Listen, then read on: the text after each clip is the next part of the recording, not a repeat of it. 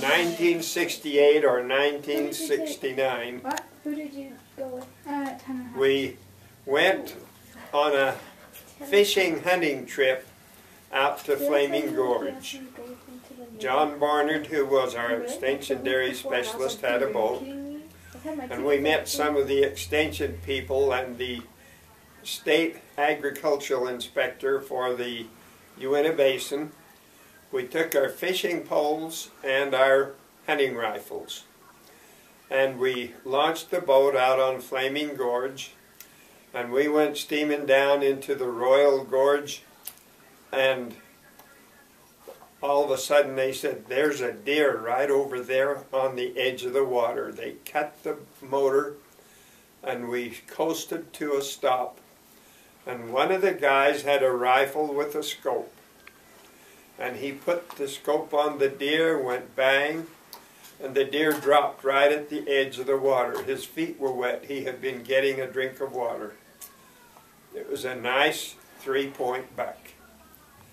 Well, we looked around, we were amazed, and decided that this was right on a little island out there, and we would come back next year and fish and hunt.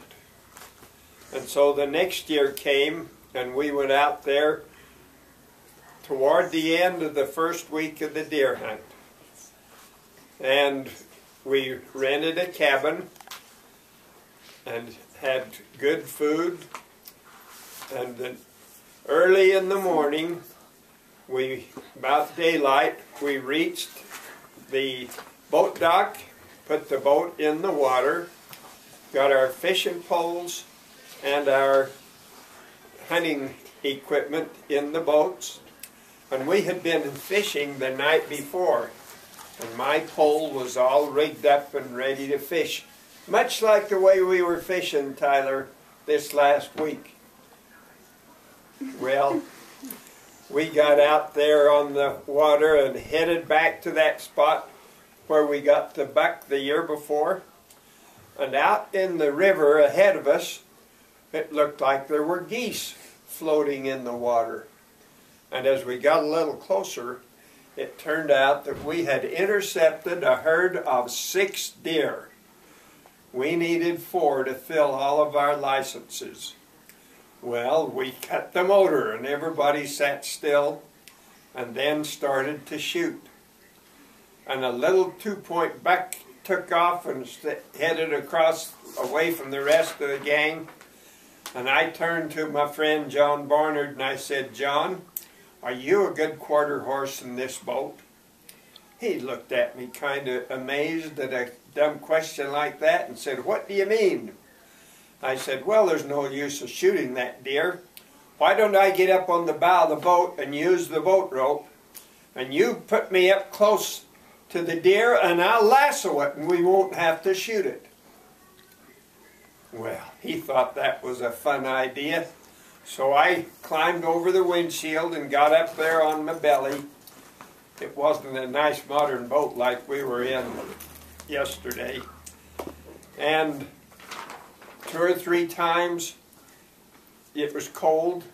The rope was loosely woven nylon, full of ice. I would throw the loop at the deer and the deer would just swim away and I'd miss it.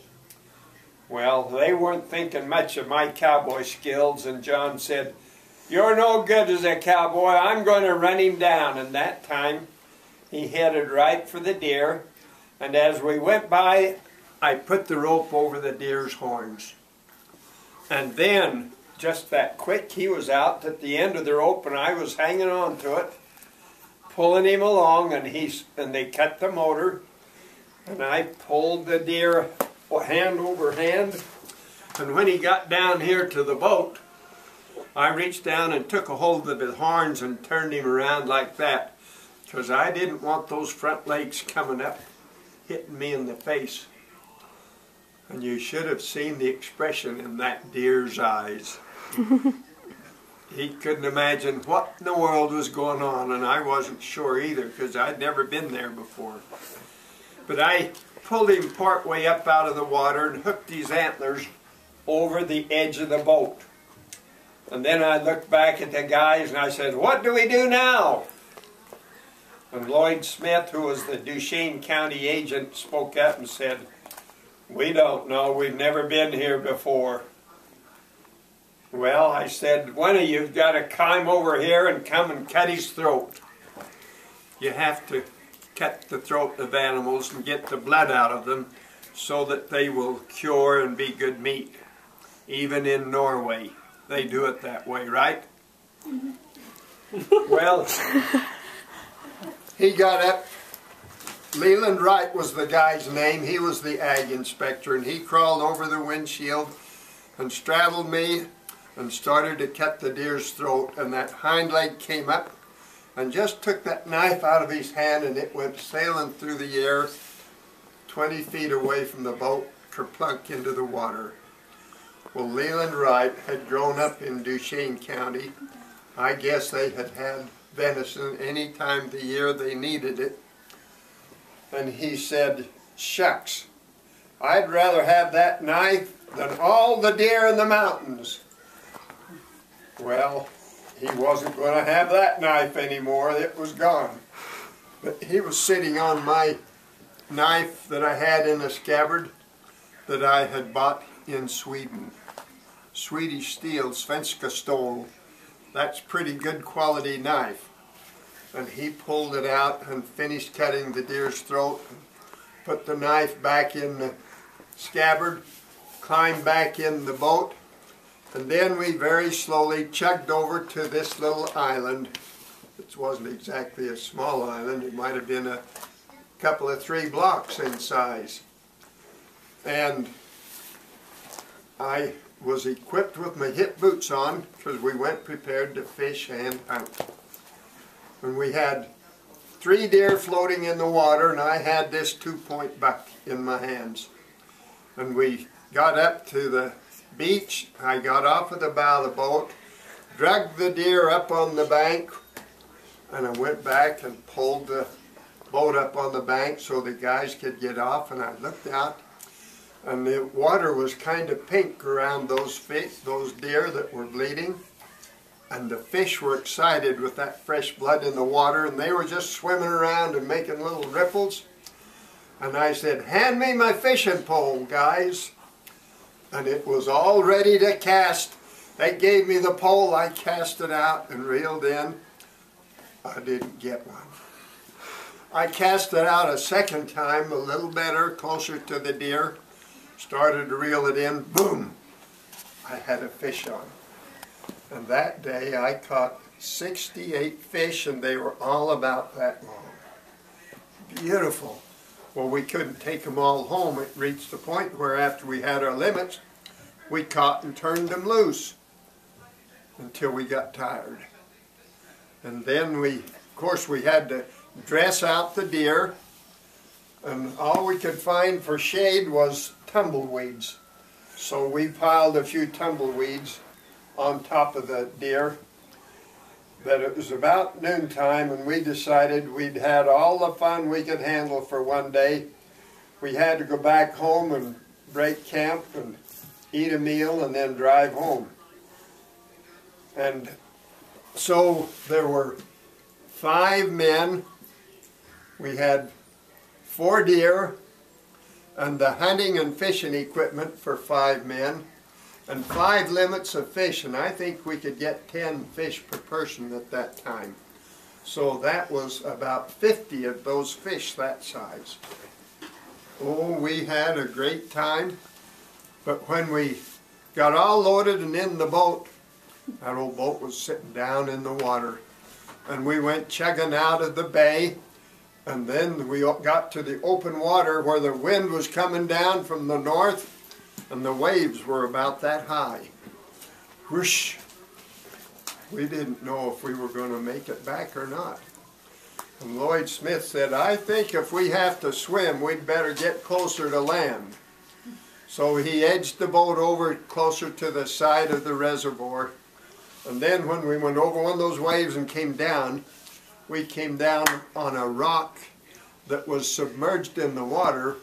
We were in too close. I thought we would poke a hole in the bottom of the boat right there, but I guess it just was a bump. Anyway, I said, John, take us back out to the deep sea. We won't go down with a hole in the boat if you're out where the water's deep. So we chugged along carefully and made it back to the dock. And we had to get out and grab the boat and quickly turn it around and head it into the wind so that the waves would not get in the boat and swamp it.